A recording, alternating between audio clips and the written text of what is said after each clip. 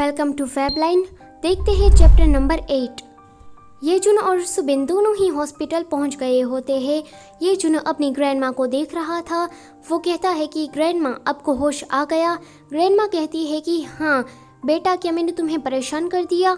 येजुन थोड़ा भावुक हो जाता है कि ग्रैंडमा आप मुझे छोड़कर नहीं जा सकती।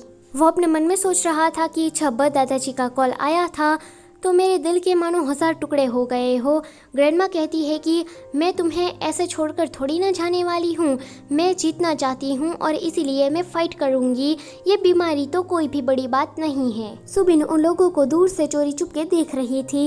वो कहती है कि शायद मुझे यहाँ पर नहीं आना चाहिए था, मुझे कार से ही वापस लौट जाना चाहिए था, पर यही सही मौका है।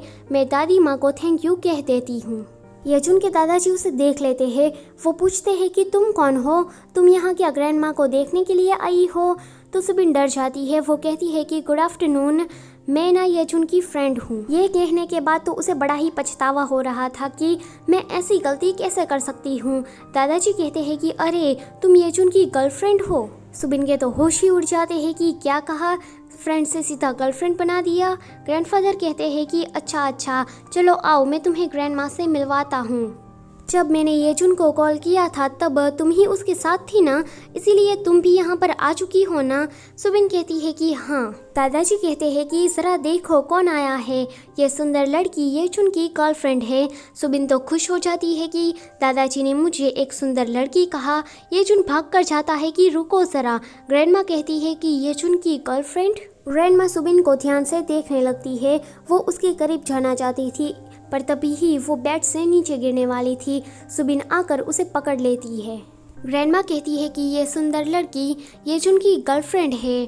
तुम्हारा नाम क्या है। सुबिन कहती है कि मेरा नाम शिन सुबिन है। दादाजी कहती है कि तुम्हारी तरह तुम्हारा नाम भी बहुत ही ज़्यादा सुंदर है।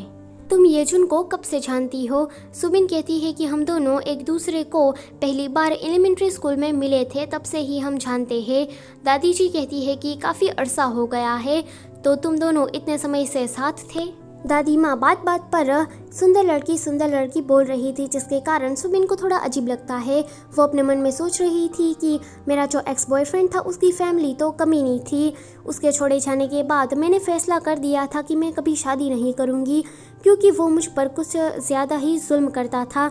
वो सारे दर्द मुझे याद दिलाते थे कि मुझे हमेशा ही सिंगल रहना है। पर आज जब मैं दादी से मिली तो मैं इतनी खुश क्यों हूँ। सुबिन हंसते हुए दादी से कहती है कि आप जल्द ही ठीक हो जाना। येजुन सुबिन को चुपचाप देख रहा था कि वो दादी से किस तरह से बात कर रही है। वो अपने मन में सोचता है कि मैंने सुबिन को चूज करके कोई भी गलती नहीं करी है, वो बिल्कुल परफेक्ट है। ये दोनों जब वापस जा रहे थे तो दोनों ही चुपचाप थे।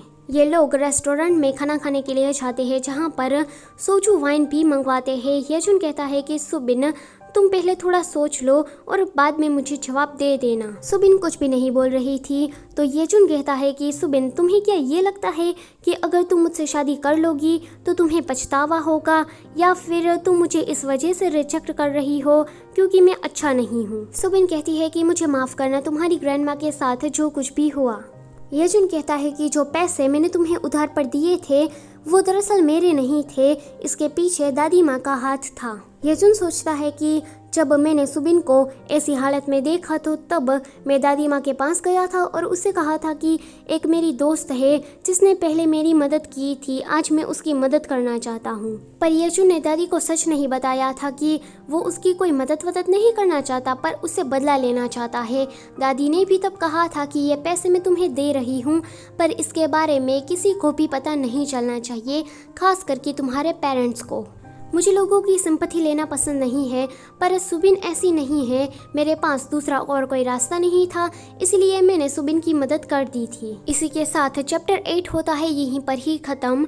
Don't forget to like, share and subscribe. Thanks for watching.